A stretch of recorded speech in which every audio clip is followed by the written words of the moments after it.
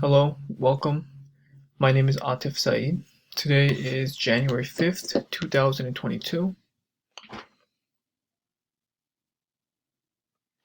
Alright. And this is my Chemistry 1005, Case Connections number 4. Okay, so I will be starting off with case number 1. Ammonia is a product that is naturally produced in our bodies during the metabolism of several compounds. The most notably, the breakdown of amino acids releases ammonia, which our body needs to dispose of due to its toxicity. According to a Mohideen 2021 publication, ammonia is produced by the transamination and then deamination of amino acids. It is also produced from the microbacterial flora in the intestines. The reason our body breaks down amino acids, which produces this ammonia, is to provide carbon skeletons for gluconeogenesis. Catabolism of carbon skeletons supplies the body with 10 to 15% of the energy needs of our body.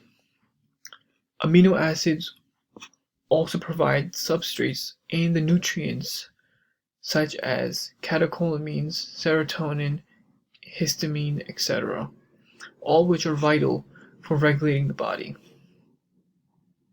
The ammonia produced is transferred around the body with the help of many different enzymes, and it is eventually disposed of in our urine using the urea cycle. The disposal of ammonia begins with the transamination of the amino acids. This step transfers nitrogen from an amino acid to a keto acid using an aminotransferase, such as alanine aminotransferase or aspartame aminotransferase.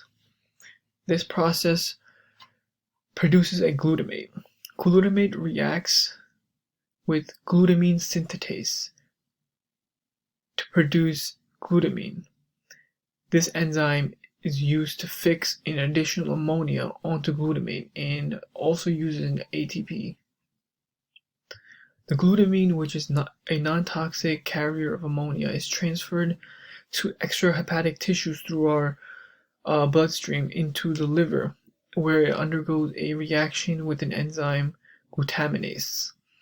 This enzyme releases an ammonia and reconverts glutamine back into glutamate. Glutamate reacts with an enzyme called glutamate dehydrogenase, which also releases an ammonia and converts glutamate into alpha-ketoglutarate. The ammonia released by both glutamate dehydrogenase and glutaminase are disposed of in the urea cycle. Okay, so number 2, in the fasted state, there is a direct correlation between nitrogen and gluconeogenesis. In the fasted state, the body is deprived of glucose from dietary means and thus is forced to utilize substrates other than glucose, such as amino acids, to create ATP. The catabolism of amino acids requires transport and disposal of ammonia or the nitrogenous group out of the body. When the process of gluconeogenesis increases during the fasted state, the amount of oxygen that is needed to be transported will also increase. As fasting continues, the body will begin to utilize ketone bodies, and the need for amino acid catabolism will decrease. This will then decrease the amount of nitrogen being excreted.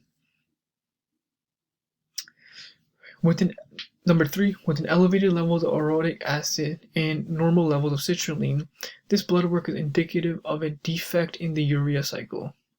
The enzyme which is deficient in causing these abnormalities is ornithine transcarboxylase. Ornithine transcarboxylase is responsible for converting carbamyl phosphate and ornithine into citrulline. A deficiency in ornithine transcarboxylase will inhibit this conversion and will lead to an excess of carbamyl phosphates. These carbamyl phosphates will be forced into pyrimidine synthesis pathway, which will lead to the conversion of carbamyl phosphates into orotic acid. The enzyme which is least likely to be deficient is carbamyl phosphate synthetase 1. This enzyme converts ammonia and carbon dioxide into carbamyl phosphate. Carbamyl phosphate synthetase 1 is the regulatory enzyme of the urea cycle, and in this scenario, it cannot be the enzyme that is deficient since there is an elevation of orotic acid which is synthesized from carbamyl phosphate. It is safe to assume that carbamyl phosphate synthetase 1 is not deficient since an increase of orotic acid is only possible when carbamyl phosphates are available and are being forced into the pyrimidine synthesis pathway. Therefore, carbamyl phosphatase synthetase 1 is least likely to be deficient, and the enzyme must be downstream to carbamyl phosphate. An essential amino acid is an amino acid which is not synthesized in our bodies and needs to be acquired through our diet. In this scenario, a deficiency in ornithine transcarboxylase can make the downstream enzyme arginine essential. Arginine is a non-essential amino acid in our body, but can become essential if the urea cycle is interrupted.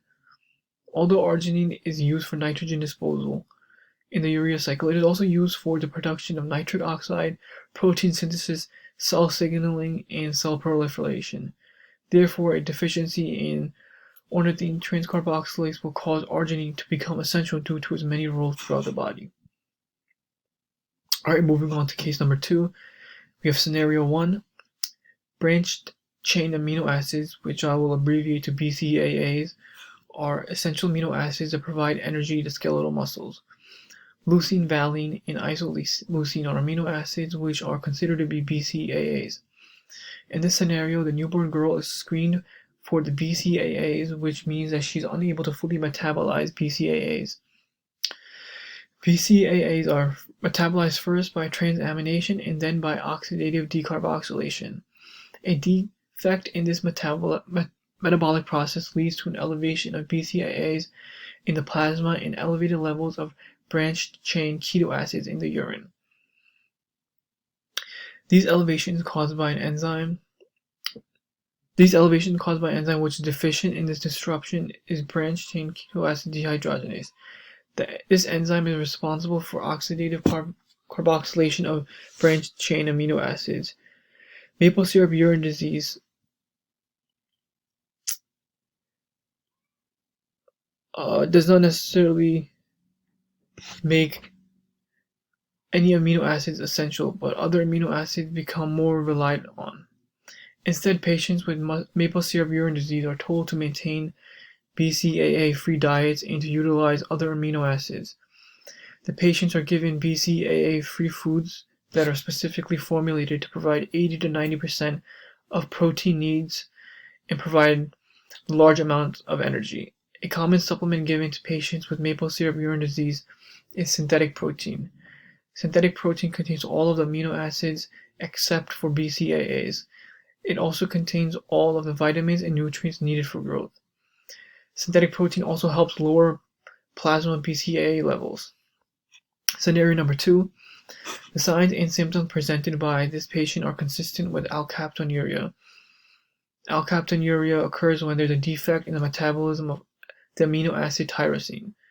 This defect is caused by an autosomal recessive disorder, which causes the decreased activity of the enzyme homogentisic acid deoxygenase. This enzyme is responsible for the breakdown of homogentisic acid, and a deficiency leads to an accumulation of homogentisate. Elevated levels of homogentisic acid polymerizes, which leads to pigmented deposition onto connective tissues, achronotic arthritis of lower back and knees, and coronary artery disease. Alkaptonuria does not cause any amino acids to become essential, and a study published in 2018 showed blood work of patients with alkaptonuria. It showed that these patients have most of their amino acids within the reference ranges. In order to combat alkaptonuria, supplements such as vitamin C, which hinder the accumulation and deposition of homogentisic acid, are taken, while anti-inflammatory drugs are used to relieve joint pain. Okay, and lastly, scenario number 3. Phenylalanine is an essential aromatic amino acid which is metabolized in our bodies. A defect in the metabolism of phenylalanine would result in accumulation of phenylalanine in the blood. This accumulation of phenylalanine is better known as phenylketonuria. The enzyme phenylalanine hydroxylase, when deficient, is known to cause phenylketonuria. This enzyme normally converts phenylalanine into tyrosine, and when its activity is decreased, it causes a buildup of phenylalanine.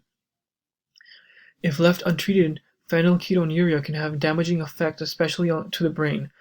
Elevated levels of phenylalanine causes the destruction of myelin, or the covering of nerve fibers in the brain, and an intellectual disability is imminent. The average IQ of a person who was untreated for phenylketonuria at birth is less than 50. As mentioned prior, phenylalanine is metabolized into tyrosine, an essential amino acid. When the metabolism of phenylalanine is interrupted, tyrosine becomes essential because it is no longer produced in the body, and it needs to be taken in by the diet. BH4, also known as tetrahydrobiopterin, is the cofactor which drives phenylalanine hydroxylase enzyme. A newly approved supplement named Kuvan acts as BH4 and stimulates phenylalanine hydroxylase into converting phenylalanine into tyrosine. This supplement is given to patients with phenylketonuria to reduce phenylalanine levels in the plasma. And that's the end of the presentation. Thank you.